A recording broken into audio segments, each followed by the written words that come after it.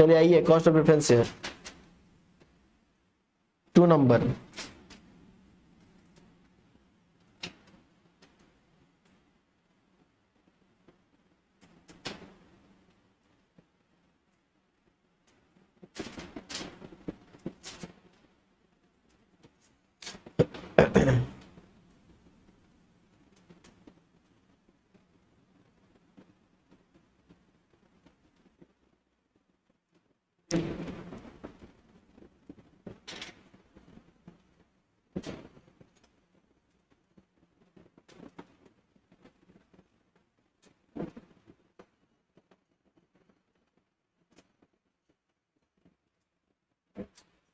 Feature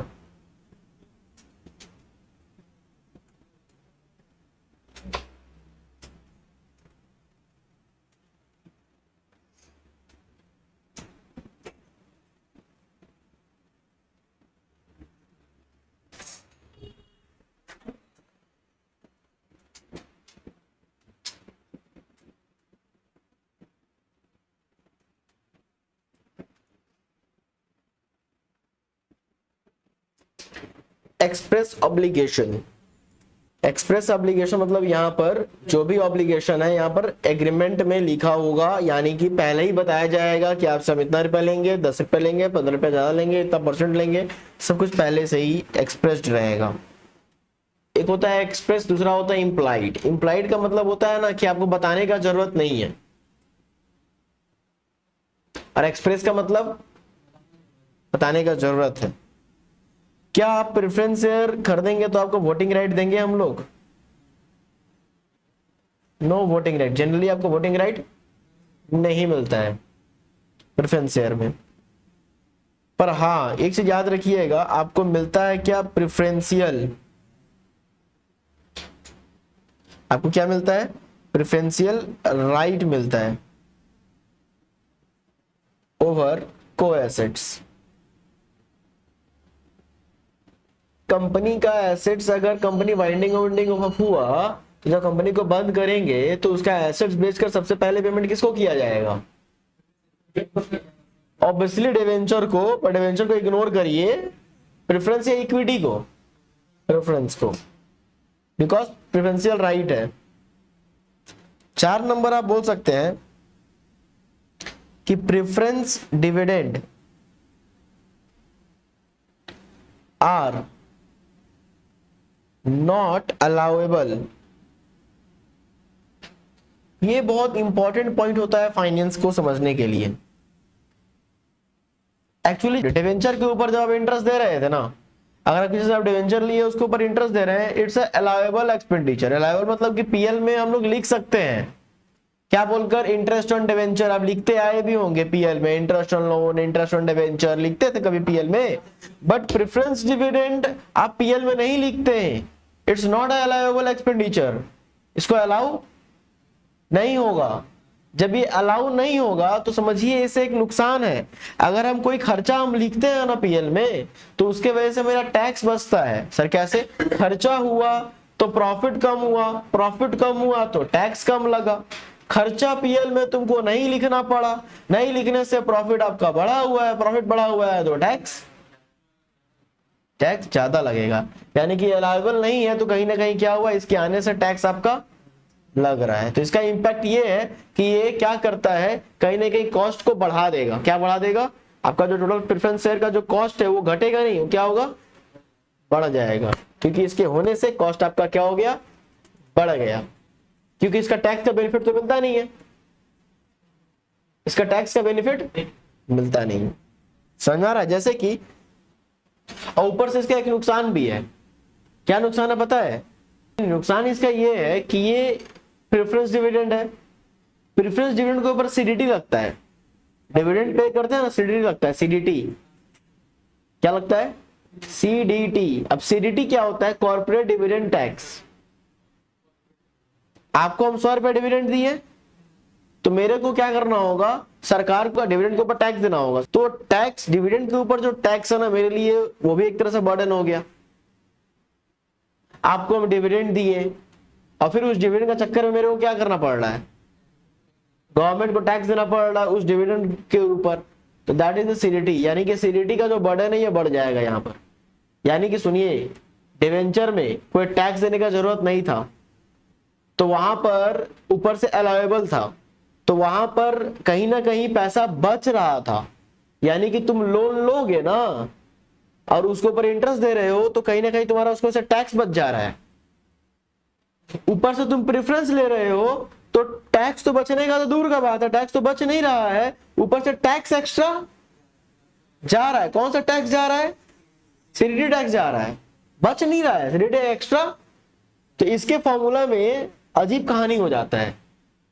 date वाले formula में अजीब था, वहां पर आई में से टैक्स माइनस कर रहे थे, यहां आई में टैक्स ऐड हो जाता है। आई में टैक्स क्या होता है? वहां टैक्स सेविंग मिलता है, यहां पर अलग से सीडीटी पे करना पड़ता है।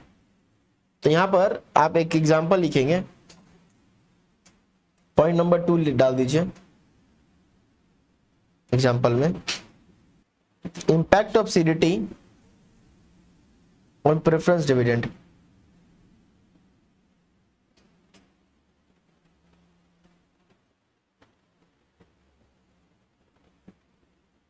सपोज एग्जाम्पल ही समझ लीजिए, सपोज प्रेफरेंस डिविडेंड है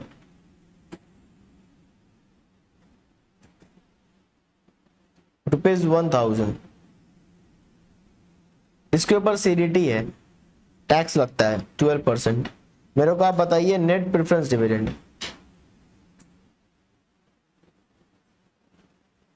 नेट प्रेफरेंस डिविडेंड आपको क्या बताया अभी हम? नेट प्रेफरेंस डिविडेंड कॉस्ट कितना होगा? अभी समझाए थे ना, क्या होता है? ऐड हो जाता है। क्या होता है? माइनस नहीं करते हैं, क्या करते हैं इसमें? ऐड करते हैं। तो देखिए, पहले हमारे पास 2 ऑप्शन है। पहला ऑप्शन तो समझ लीजिए, जो आप करते आए थे। क्या करते आए थे? मान लीजिए आपको करना क्या था? नेट निकालना है ना। क्या करना है?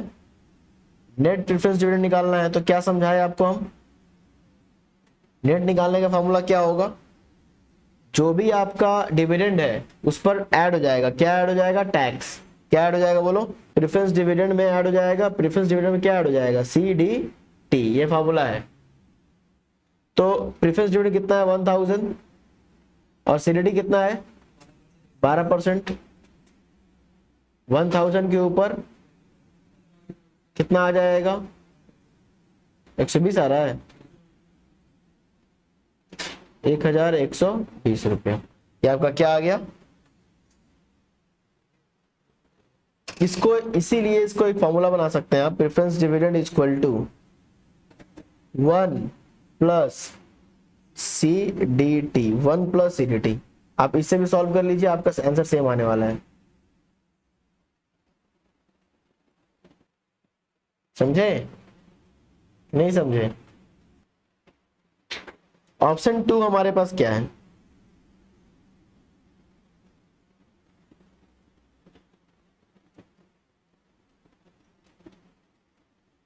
यहां का फॉर्मूला भी लगभग सेम है।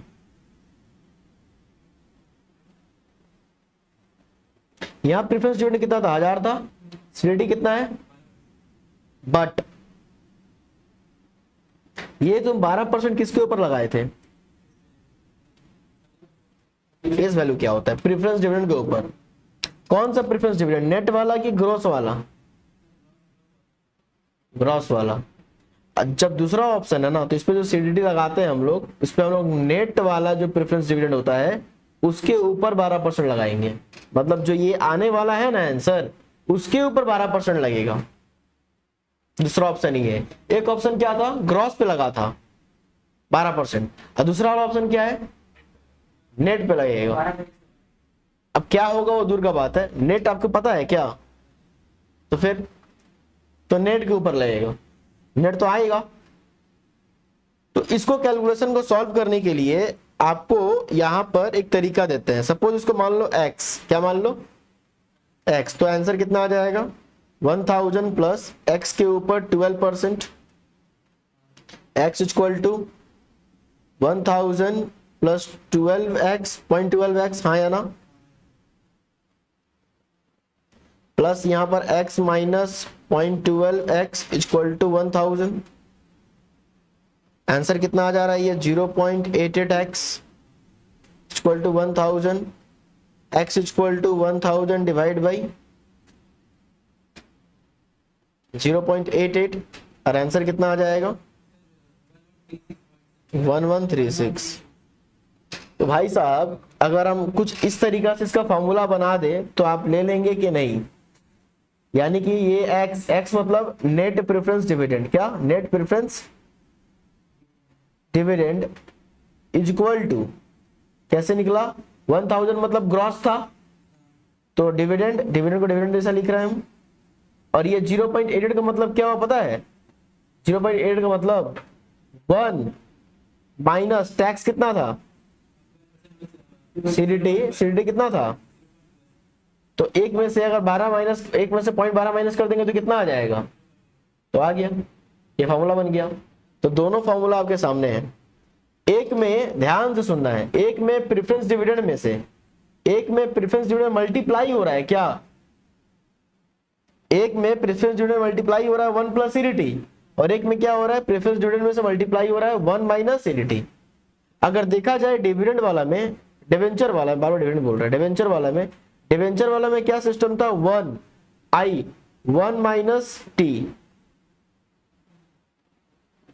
बट अगर प्रेफरेंस वाला में देखा जाए ऑप्शन 2 वाला, तो प्रेफरेंस डिविडेंड मल्टीप्लाई नहीं हो रहा है, डिवाइड हो रहा है।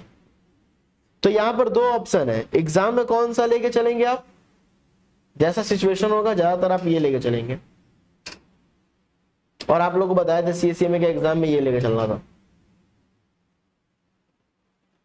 खैर, तो आप समझे यहां पर ये डिवेंचर में क्या होता है 1 माइनस टी, और प्रेफरेंस में क्या होता है दूसरा ऑप्शन में preference dividend divide by 1 minus T. ठीक है, नेट निकालने का। तो एग्जाम में क्या लेके चलिए आप? ये वाला लेके चलिए, इजी वाला।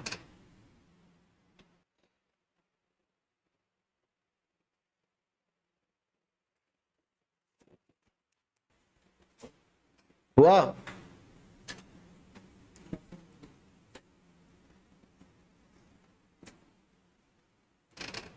कौन सा लेके चलना है आपको एग्जाम में?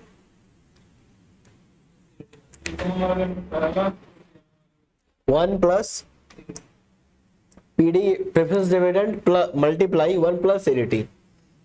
प्रेफरेंस डिविडेंड में मल्टीप्लाई करिए क्या 1 प्लस, समझ में आ रहा है? बाकी आप समझदार हैं।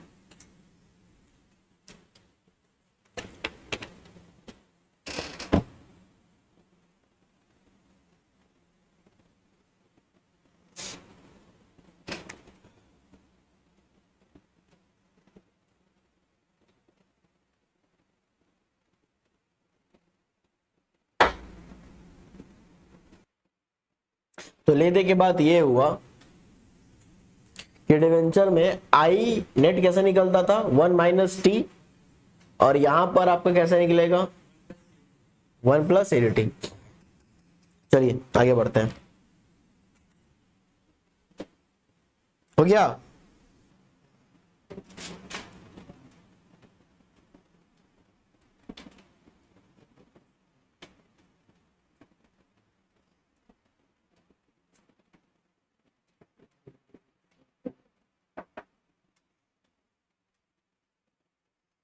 जिस तरह से केडी में डिफरेंट डिफरेंट सिचुएशन था, उसी तरह से केपी मतलब cost of debt, cost of preference share में भी बहुत सारा सिचुएशंस है। ठीक है, पहला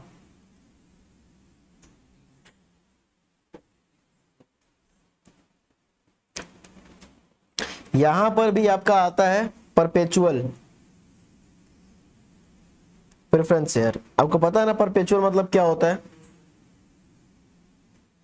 देखो एक ही खाली समझ लो, भले ये शेयर्स है बट डिवेंचर से ये अलग है नहीं। भले ये शेयर्स है पर डिवेंचर से ये अलग। डिवेंचर में क्या होता था, थोड़ा सोचो तो, लोन लिए कुछ दिन बाद लोन लौटाना होता था। प्रेफरेंस में भी यही होता है भाई साहब, लोन लिए, एक तरह से लोन मत समझो, शेयर्स लिए और शेयर को क्या करना है, रिडीमेबल होना है, लौटाना है। तो बिल्कुल केपी और केडी में कोई अंतर नहीं है, बस वहां पर इंटरेस्ट होता है और यहाँ पर प्रेफरेंस डिविडेंड होता है। वहां इंटरेस्ट होता है और यहाँ क्या होता है। बाकी पूरा का पूरा टॉपिक में पूरा का पूरा पढ़ाई हमारा सेम है, यानी केपी निकालने का हर एक टेक्निक बिल्कुल किसके जैसा है, केडी जैसा है, यानी मुफ्त में मिल रहा है आपको। केडी सीख लो, केपी फ्री में। केडी सीख लो, केपी। तो एग्जाम में कॉस्ट ऑफ डेट निकालने बोले तो निकाल लेंगे, कॉस्ट ऑफ कैपिटल बिल्कुल सेम जैसा है, केपी जैसा ही, केडी जैसा है। तो इसमें भी आइए फटाफट देख लीजिए। प्रेफरेंस, परपेचुअल प्रेफरेंस शेयर में कैसे समझेंगे। यहां पे प्रेफरेंस डिविडेंड क्या होना चाहिए, बी पेड ईच ईयर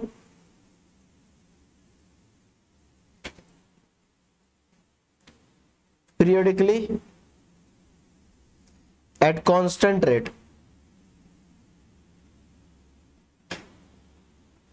और रिडम्पशन होना चाहिए कि रिडम्पशन नहीं होना चाहिए, कभी भी रिडम्पशन यहां पर सर ऐसा होता है क्या, हाँ प्रिंसिपल अमाउंट का रिडम्पशन यहां पर होना है कि नहीं होना है। अरे मुंह से बोलते रहो, नहीं होना है। परपेचुअल में ही था ना, रिडम्पशन होता ही नहीं है। Example,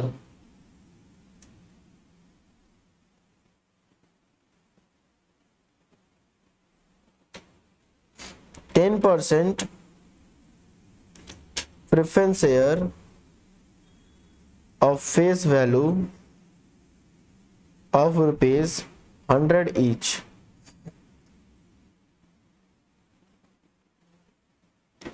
issued at a discount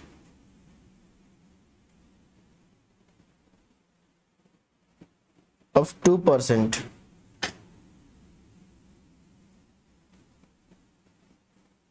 find KP. Question पढ़िए पहले।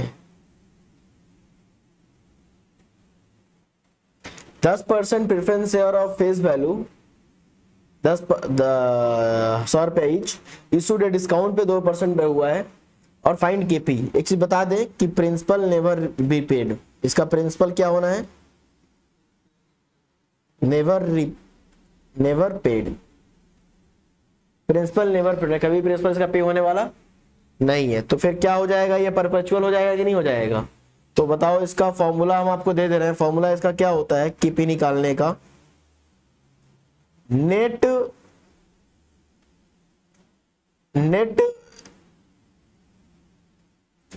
Preference dividend. प्रेफरेंस डिविडेंड हम नहीं लिख रहे हैं, क्या लिख रहे हैं, नेट लिख रहे हैं। आपको नेट करना पड़ेगा। नेट करने के लिए क्या करना पड़ता है, सीडीटी ऐड करना होता है। सीडीटी दिए हैं कि नहीं दिए हैं, क्वेश्चन में सीडीटी दिया हुआ है कि नहीं दिया हुआ है। अरे कॉर्पोरेट डिविडेंड टैक्स दिया हुआ है तो नहीं ऐड करिए, दिया हुआ है तो नेट करना है ऐड करके। जिस तरह से आप टैक्स माइनस करते थे, अगर टैक्स नहीं दिया रहता तो माइनस करेंगे कुछ, उसी तरह सीडीटी नहीं है तो कुछ भी ऐड नहीं करेंगे। Divided by IP. मेरे को आप बताइए नेट प्रेफरेंस डिविडेंड कितना आएगा भाई। 100 रुपया का आपका फेस है और उसके ऊपर 10%, 10 रुपया का आपका प्रेफरेंस डिविडेंड आएगा। सीडीटी तो है नहीं कि इसमें ऐड करें। और आईपी कितना आएगा, आईपी का मतलब होता है issue proceeds.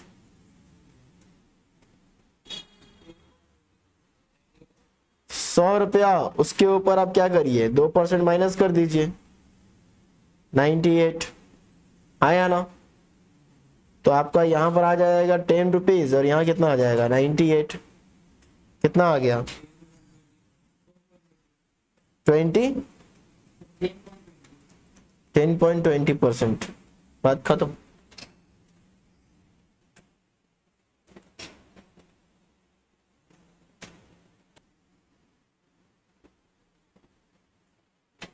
Point number 2,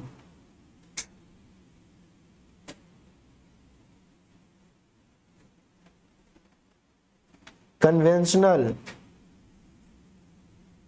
plane vanilla preference share.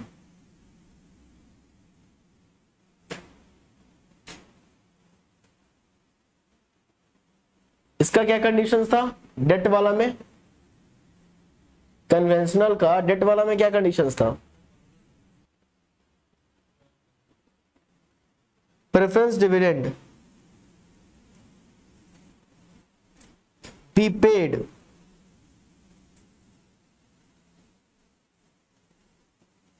Is constant.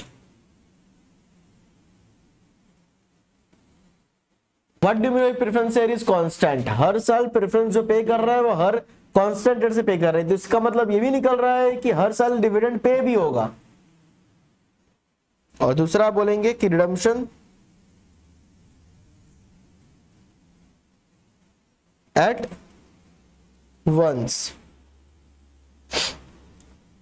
Formula क्या होगा? बिल्कुल वही फॉर्मूला है। किसका फॉर्मूला बोलो तो?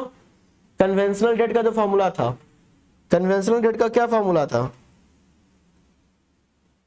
वहां पर आई था, तो यहां पर आपको क्या करना है? नेट पीडी लिखना है। वहां पर आई था तो यहां पर क्या लिखना है? बाकी सब कुछ same, RP minus IP whole divide by RP plus IP divide by 2।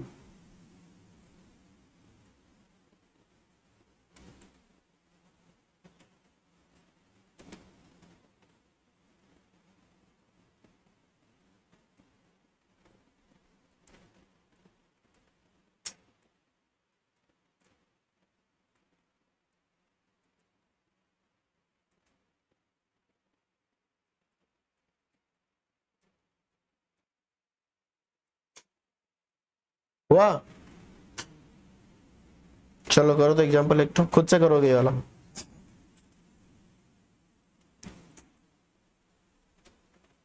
%14 preference dividend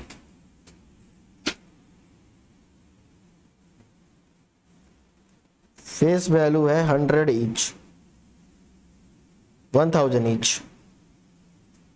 maturity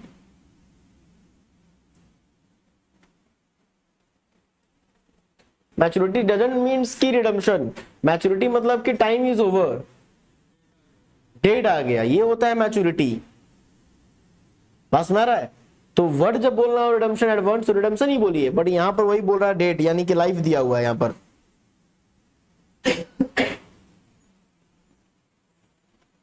issued at 2% discount और रिडेमेबल होना है at 10% premium. Find KP. KP निकालिए जल्दी से।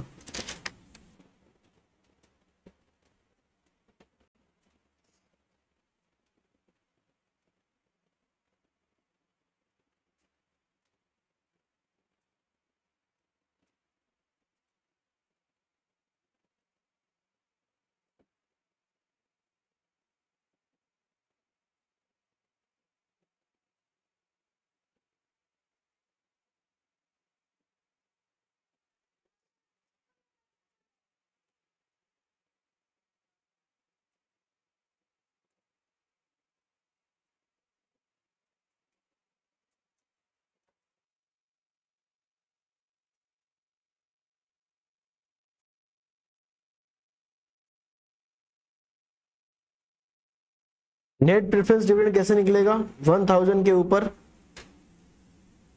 14% कितना आ जाएगा? 140। आईपी इशू प्रोसीड्स 1000 माइनस 1000 के ऊपर 2% डिस्काउंट था ना, तो 1000 माइनस 20 कितना आ जाएगा? 900, 980। आरपी कैसे निकलेगा? 1000 प्लस 1000 के ऊपर 10%, 1110, 1110। अच्छा 1000 नहीं है, 100 आएगा ना। चलिए 1100। एन आपको पता है 6 ईयर, सीडीडी तो है नहीं। नेट प्रेफरेंस की जगह पर आपको नेट तो करने का जरूरत नहीं हुआ क्योंकि आपको सीडीडी दिया नहीं है तो नेट नहीं किए आप, बट उसको नेट ही बोलेंगे आप। आरपी आपको पता है 1100, आईपी आपको पता है 980 divided by 6 whole divide by 1100 plus 980 divide by 2। Solve करिए, डायरेक्ट आंसर बोलिए। 15 पॉइंट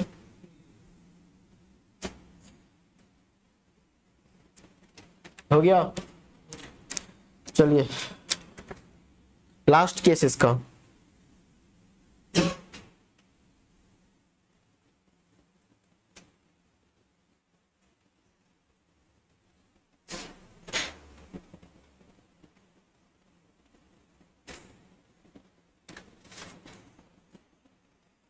थर्ड नंबर केस,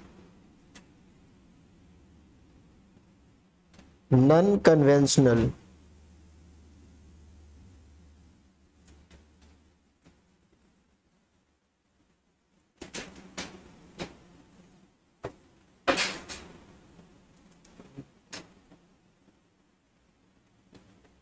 वाह अटके हुए हैं, नॉन कन्वेंशनल डेट में आई है। डेट नहीं, sorry, preference share, non conventional preference share. Non conventional preference share में क्या बताए थे आपको, अगर कन्वेंशनल का कोई भी फीचर्स मैच नहीं करता है तो क्या बन जाएगा ये, नॉन कन्वेंशनल। मतलब if any of the two conditions are not met। क्या क्या दो कंडीशंस है, पहला क्या है, preference dividend rate is constant और वंस शॉर्ट रिडम्पशन। ये दोनों में से कोई भी एक नहीं हुआ तो हम लोग क्या बोलेंगे कि नॉन कन्वेंशनल है। तो फिर क्या करना पड़ेगा हमको, तो फिर तो झमेला है। ये भी कैसे करना होगा, मेक इक्वेशन, याद आ रहा है, इक्वेशन बनाइए एंड सॉल्व बाई इंटरपोलेशन। ये बात तो सिखाए थे आपको।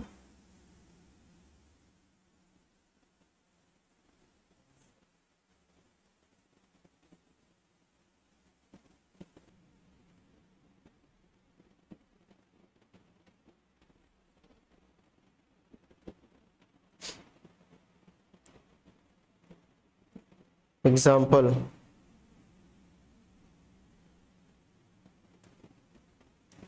Year 1 2 3 preference dividend.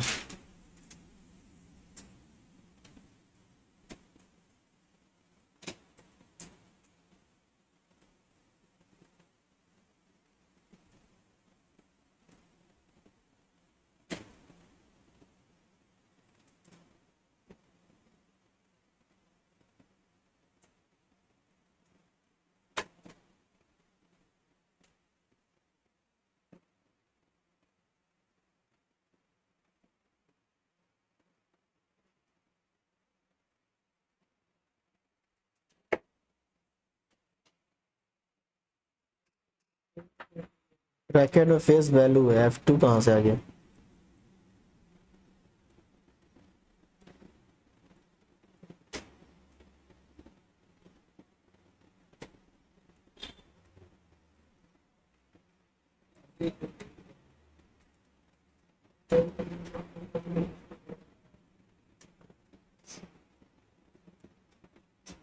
सॉल्यूशन,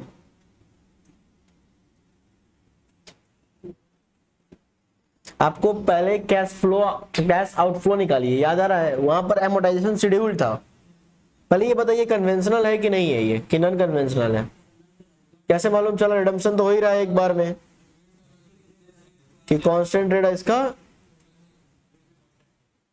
तो आप वहां पहले दो क्वेश्चन किए ना मेरे से, दोनों में एमोटाइजेशन शेड्यूल बनाते थे, बट यहां वाला क्वेश्चन में एमोटाइजेशन शेड्यूल, पर हाँ एमोटाइजेशन शेड्यूल बनाकर क्या चार्ट डालते थे, क्या करते क्या थे एमोटाइजेशन शेड्यूल से, आप खाली सोचिए, फिर कॉमन सेंस। एमोटाइजेशन शेड्यूल बनाकर, ये एमोटाइजेशन शेड्यूल जो बनाए थे ये वाला, ये इसको बनाकर करते क्या थे, इसमें से सबसे आपका मेन पॉइंट ये होता था, ये निकालना होता कि एक्चुअली मेरा पैसा गया कितना, यही तो यहां पर भी वही करिए, इस डेटा को देखकर आप पता करिए कि आपका पैसा गया कितना, बात खत्म है। क्योंकि ये लोन वाला क्वेश्चन तो नहीं है कि लोन रीपेमेंट हो जा रहा है, लोन रीपेमेंट हो रहा है, यहां पर तो आपका रीपेमेंट तो एक ही बार में हो रहा है, बट कांस्टेंट रेट यहां पर अलग अलग है, रेट आपका अलग अलग आई मीन। तो यहां पर आप मेरे को बताइए ना कि आपका कैश आउटफ्लो कितना हो रहा है, तो ईयर में आइए, ईयर 1 में, ईयर 1, ईयर 2, ईयर 3, बताइए यहां पर कैश आउटफ्लो कितना हुआ आपका, पहला ईयर में कितना आउटफ्लो होगा,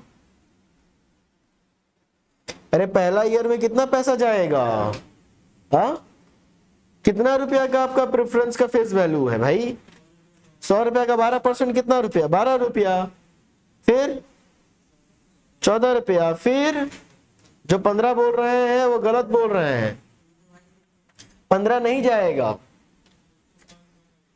Y3 में 105 रुपया आप दे रहे हैं, रिडेम्पशन भी कर रहे हैं और साथ में इंटरेस्ट भी देंगे ना, तो कुल मिलाकर Y3 में 105 रुपया के साथ साथ 15 रुपया भी जाएगा, यानी कितना जाएगा, 120 जाएगा भैया। क्या समझे कि नहीं समझे? सर ये लोन वाला से अलग है क्या? हाँ, क्योंकि लोन वाला में ना पहले क्या होता था कि आपका इक्वल इंस्टॉलमेंट जाता था, इसीलिए आप एमोर्टाइजेशन शेड्यूल बनाते थे, पर यहां पर तो इक्वल इंस्टॉलमेंट थोड़ी ना है सर, रिडम्पशन तो एक बार में हो रहा है, पर कांस्टेंट रेट ही नहीं है हमारा, इसलिए कोई भी क्वेश्चन हो आपको हमेशा कैश आउटफ्लो पता करना है। लोन वाला में आउटफ्लो पता करने के लिए you need amortisation schedule, but यहां पर आप डायरेक्टली भी किया जा सकता है। तो एक बार हमारा जो आउटफ्लो हो गया तो हम लोग आराम से एक बार अपना मन से क्या कर सकते हैं, कैलकुलेट करना चालू कर सकते हैं। बताओ मेरे को यहां पर आपका टोटल आउटफ्लो कितना हो रहा है? हाँ 100 146 140, आपका प्रेजेंट वैल्यू कितना है 100, Y0 पे आपका पैसा कितना था 100।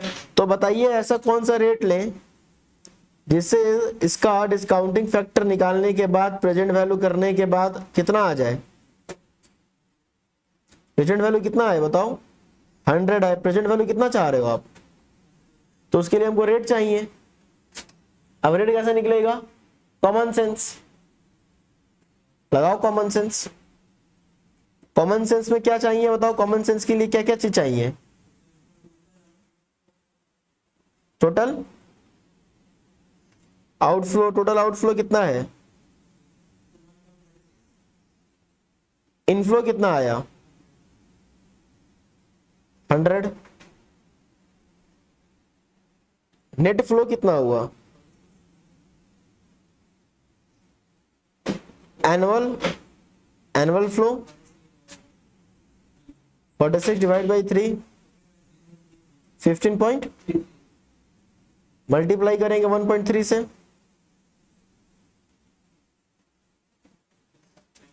अच्छा एनुअल निकालो, एनुअल हो गया ना, परसेंटेज में निकालोगे तो 15.33% भी आएगा, 100 है ना इनफ्लो इसलिए, तो 1.5 से मल्टीप्लाई किया तो कितना आ गया,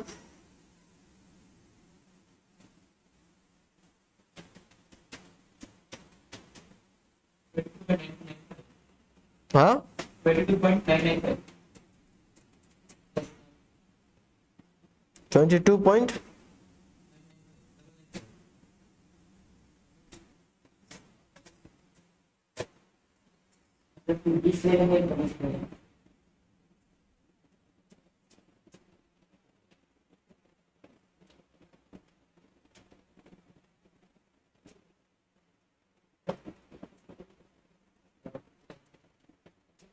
22 पॉइंट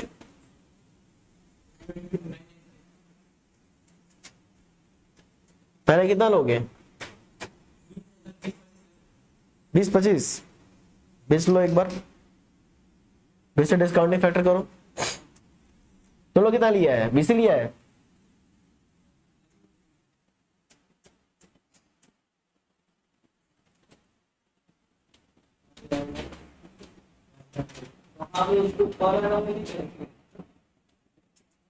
तीन से डिवाइड मारे तो पर एनम ही तो आया। परसेंटेज के लिए क्या करोगे? 100 से डिवाइड ही तो मारोगे, तो उतना ही तो आएगा, इसीलिए तो बोले हम। कितना आ रहा है इसका डिस्काउंटिंग फैक्टर?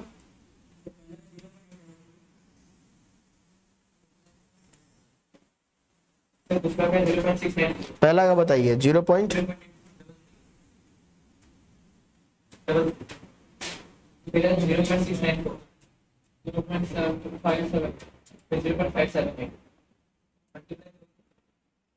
I got 10.596.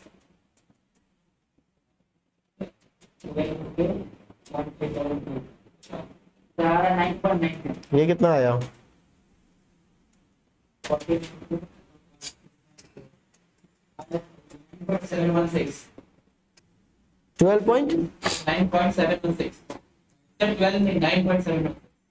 9.716. 12.9.7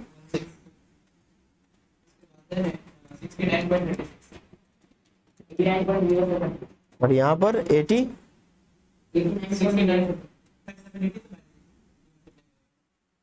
0.578 कितना आ रहा है? 89 पॉइंट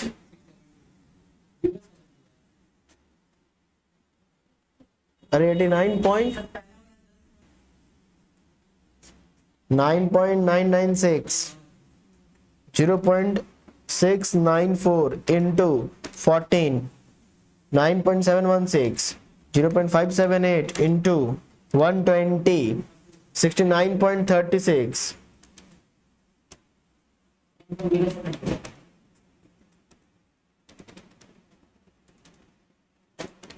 89 पॉइंट समथिंग आ रहा है जीरो। अब मेरा बात सुनिए ध्यान से, यहाँ पर कुछ गड़बड़ घोटाला हो गया। क्या हो गया देखो तो, तुमको चाहिए कितना था? कुछ ज्यादा ही तुम बड़ा रेट ले लिया यहाँ पर। आपके अनुसार चलो आप 20 और 25 का रेंज लिए, पहला पे 20 मार दिए, आपका वैल्यू कितना आया है? कम आया है। चलो ठीक है, कम आया है, तो अब आपको क्या करना है? वैल्यू बढ़ाने के लिए क्या करना पड़ेगा? आपको चाहिए था 100, आप 89.0 अब यहां पर आ गए हैं 89.075, जिसका रेट कितना है 20। और आपको यहां जाने के लिए, रेट और नजदीक जाने के लिए, अपना फैक्टर को बढ़ाने के लिए रेट को क्या करना पड़ेगा? रेट को कम करो। हम ये बोल रहे हैं, रेट को ज्यादा 15 ले लिए थे तुम। हम जो बोल रहे हैं वो दिमाग में ढूंढा पहले। हम बोल रहे हैं रेट तुम क्या कर लिए हो? कुछ ज्यादा ही ले लिए हो। रेट को क्या करो? कम करो। तो तुम रेट बहुत ज्यादा हो गया है। तुम नेक्स्ट पर क्या लेने वाला था? 25 लेने वाला था ना। 25 तो भूल जाओ, 20 ही सही नहीं है। 25 तो दूर का बात है। आप समझ रहे हैं हम क्या बोल रहे हैं, कैसे रेट बना रहे हैं? चलो तो सी समझो मेरा बात, लास्ट टाइम फिर रिपीट कर रहे हैं। आप रेट कितना लिए, उसका फैक्टर कितना आया? अब सोचो आपको कि सेकेंड रेट क्या लेना है। जो लिए अब सेकेंड रेट क्या लेना, सो कैसे सोचेंगे हम लोग? मेरा फैक्टर कितना आया है? फैक्टर मेरा कितना आया है? चाहिए कितना? 100। फैक्टर को क्या करना होगा? और ऊपर जाना है। फैक्टर को ऊपर जाने के लिए रेट कम करना है। रेट कम करना पड़ेगा। सर कितना ले फिर? 15 तो 20 ले, 15 ले क्या? 10 ले सकते हो। 15 20 तुम ये लिए थे तो 5 का करके देखो, 15 करके देखो एक बार, ठीक है ना? 15 में आ जाएगा।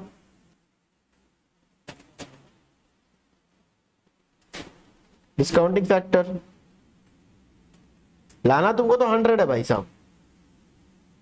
अब भगवान से दुआ करना कि ये क्या नंबर आए, बोलो तो 100 से तो ज्यादा आ जाए। क्या है?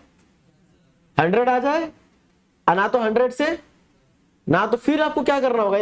कितना कितना आया? 0.869 756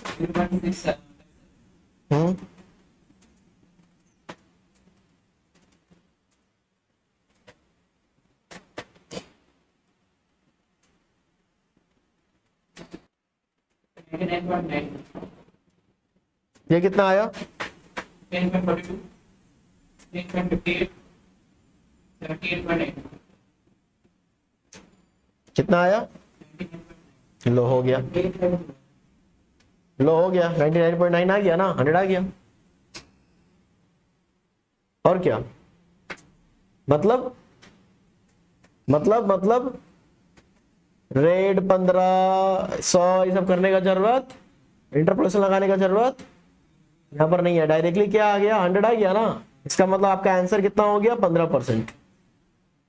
समझ में आ रहा है? ये बोलना चाह रहा है अगर जो गलती से जो तुक्का मारे रेट उस पर आपका वो फैक्टर आ गया तो वही राइट आंसर हो जाएगा। अगर मान लो कि ये क्या होता सर, ये आप रेट मारते और ये वैल्यू आता है 105 के आसपास, 105, 106, 107, 108 ये आता, तो क्या होता? 100 से एक ठो नीचे, 100 से एक ठो ऊपर, तो फिर हमको क्या लगाना पड़ता? इंटरपोलेशन लगाकर सॉल्व करना पड़ता। पर यहाँ पर किस्मत अच्छा था कि आ गया। आप 10 लेते ना तो इंटरपोलेशन लगाना पड़ता। कभी कभी ऐसा भी हो सकता है कि जो रेट उठाएं उस रेट पर ही लगाएं और उस पर आंसर आ जाए। तो ये आपका 99.9 आ गया ना, आपका नेट आंसर हो गया। ये इंटरपोलेशन लगाने का जरूरत नहीं था। तो सर एक तो मन में क्वेश्चन आ रहा है, क्या आ रहा है मन में? क्वेश्चन ये आ रहा है कि देखिए हम लोग का आंसर भी कितना आ रहा था, लगभग 15 के नजदीक आ रहा था, और इस पे 1.5 को मल्टीप्लाई कर रहे थे तो गलत वैल्यू पे आ जा रहा था। यहां पर 1.5 को मल्टीप्लाई करना ही नहीं था। क्यों? अभी तो बोले थे एक्चुअली ये ध्यान से देखो तो दीज आर द आउटफ्लोज। ये क्या है? ये सिंपल नहीं है। सिंपल नहीं है मतलब इसका रेट जो दिख रहा है ना कांस्टेंट खुद ही नहीं है। और सिंपल इंटरेस्ट में एक बात पता था आपको कि रेट क्या होता है? कांस्टेंट रहता है। यानी कि ये सिंपल इंटरेस्ट यानी कि रेट यहाँ कांस्टेंट नहीं है। रेट कांस्टेंट नहीं है तो रेट बार बार क्या हो रहा है? बदल रहा है। रेट बार बार इसलिए बदल रहा है, इसका मतलब ये है कहीं ना कहीं यहाँ पर कॉस्ट जो है वो कॉस्ट जो भी कॉस्ट है वो कहीं ना कहीं बढ़ा हुआ ही है, मतलब कंपाउंडिंग टाइप का है। तो यानी कि जो ये फैक्टर दिया ना उस पर आप भरोसा कर सकते थे, नहीं भी कर सकते थे तो रेंज इसके नजदीक रखना था आपको। क्या रखना था? इसका आंसर 14 से लेकर 16 के बीच में ही आएगा, ये तय है। तो आपको क्या करना था ऐसा? इस केस में 13 से लेकर 17 के बीच में रेंज लगा देना था, आंसर आ जाता। मतलब इसका बात पर आप बिलीव कर देख सकते थे। अगर ये 15.33 दे रहा है तो आप 15 पे ट्रायल डायरेक्ट ले सकते थे, देखते तो फटाफट यही आ जाता। मेरा कहने का मतलब कि इसका बात पे बिलीव आप कर लेते। क्यों करना पड़ा इसका बात पे बिलीव? क्योंकि इसका कांस्टेंट रेट नहीं था। रेट बार बार क्या हो रहा है? चेंज हो रहा है। और आपका कंपाउंडिंग में क्या होता है? रेट बार बार चेंज होते रहता है। तो रेट चेंजिंग की वजह से और इसका भी रेट चेंज हो रहा है तो एक बार इसका डेटा पर हम लोग बिलीव कर सकते हैं। हम ये नहीं बोल रहे हैं कि जो दिया वही आंसर है, हम ये कभी नहीं बोल रहे हैं। हम ये बोल रहे हैं जो दिया लगभग उसका आसपास आंसर आएगा। समझ आ रहा है? खैर कोई दिक्कत नहीं है, नहीं भी समझे तो आपको अपना तरीका पता है कि 1.5 मल्टीप्लाई भी कर दिए हैं आप तो आपको जो रेंज मिला है आप क्या लगाते? 10 और 20 लगाते। 10-20 लगाओ, मेरे को कोई दिक्कत नहीं है, पर थोड़ा सा आंसर थोड़ा सा नजदीक नहीं आएगा आपका। समझ आ रहा है? चलता है, एग्जाम में मार्क्स दे देगा, ऐसा कोई दिक्कत नहीं कि मार्क्स काट लेगा। ठीक है, चलिए आइए, दिमाग का बत्ती जलाइए और इसको लिखिए फिर चाहिए।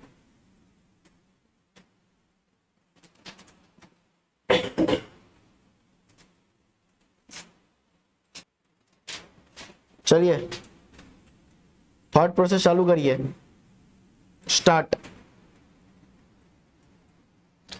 बोलिए कैसे सॉल्व करेंगे? सबसे पहले केपी कैसे सॉल्व होगा? क्या सोचेंगे पहले केपी का क्वेश्चन देखते ही? रेट नहीं देखते हम लोग, लाइव देते हैं। क्वेश्चन देखते ही आपको पढ़ना है लाइव।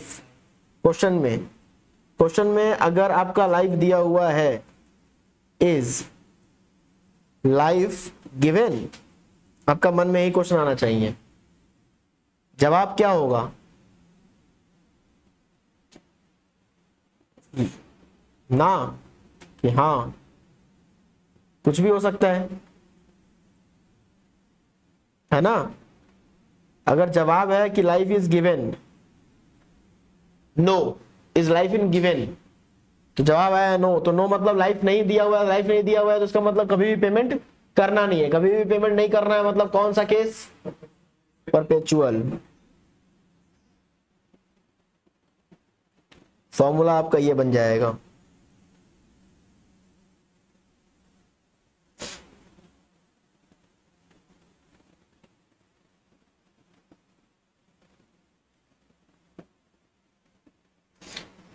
अगर मान लो लाइफ दिया हुआ है तो आपसे दो, आप अपने आप से दो क्वेश्चन पूछेंगे, आर टू कंडीशन सेटिस्फाइड, पूछेंगे तो क्या क्या दो कंडीशन था याद है? कांस्टेंट वर रेट और दूसरा क्या था? Bullet redemption. तो फिर आपका सेटिस्फाइड है कि नहीं, तो आपका जवाब दो तो आएगा, या तो हो सकता है yes are two condition satisfied, हाँ, या फिर आएगा ना। हाँ आएगा तो दोनों कंडीशन सेटिस्फाइड है तो कन्वेंशनल हो गया। और कन्वेंशनल डेट का कन्वेंशनल का सॉल्व कैसे होगा? KP equal to net PD plus RP minus IP divide by n whole divide by RP plus IP divide by 2।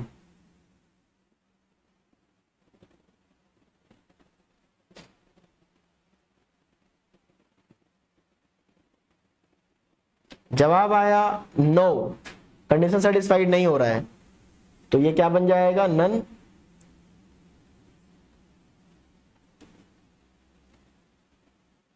क्या बन जाएगा? Non conditional.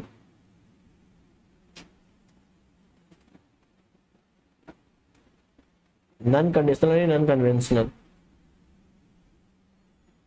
None conventional, non conventional कैसे सॉल्व किया जाता है? मेक इक्वेशन, पहले इक्वेशन बनाइए।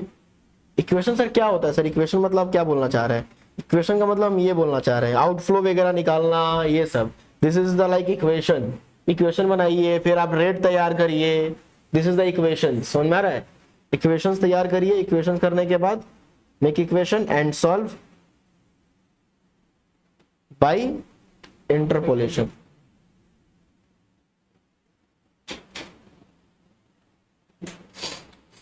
फिर आपका होगा सोच।